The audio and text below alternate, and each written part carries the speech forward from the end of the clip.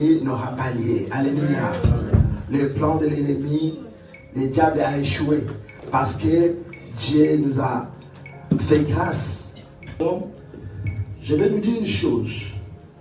La Bible dit, après ces choses, Dieu mit Abraham à l'épreuve. Ce matin, je vais te dire, mon frère, ma soeur, qu'il y a un avant et il y a un après. Alléluia. Il y a un avant et il y a un après. Nous connaissons l'histoire. Après ces choses, comme dit la parole, Dieu mit Abraham à l'épreuve. Écoutez-moi, mon frère, ma soeur. Tout ce que tu as commis durant toute cette année, peut-être que tu as connu des humiliations, tu as connu des déceptions, tu as connu des échecs cette année. Mais Dieu te dit qu'après tout ce que tu as commis, l'Éternel viendra maintenant. Ce que tu as commis, c'était un enfant. Mais il viendra maintenant après pour restaurer de tout ce que tu as commis avant. Alléluia. Il lui a mis à l'épreuve. Il fallait qu'Abraham aille sacrifier son fils.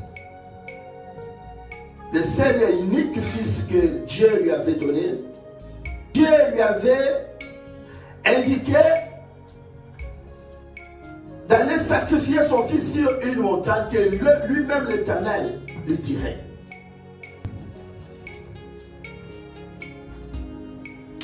Il leva ses yeux. Abraham leva ses yeux, bien-aimé. Après 3 jours de marche, il leva ses yeux et Dieu lui montra là où il devrait sacrifier son fils et l'unique fils. Alléluia. Mon frère, Abraham a sacrifié son fils sur une montagne que l'Éternel lui-même devrait lui indiquer. Ça fait un bon moment que tu marches, que ce soit dans la marche chrétienne. Tu cherches Dieu bien-aimé dans le Seigneur. Mais mon problème, ma question est de savoir comment tu marches, mon frère, ma soeur.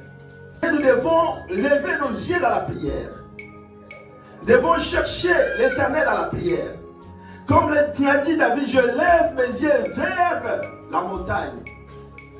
D'où me viendra le secours? Ton secours ne viendra de nulle part, si ce n'est que de Dieu. Alléluia.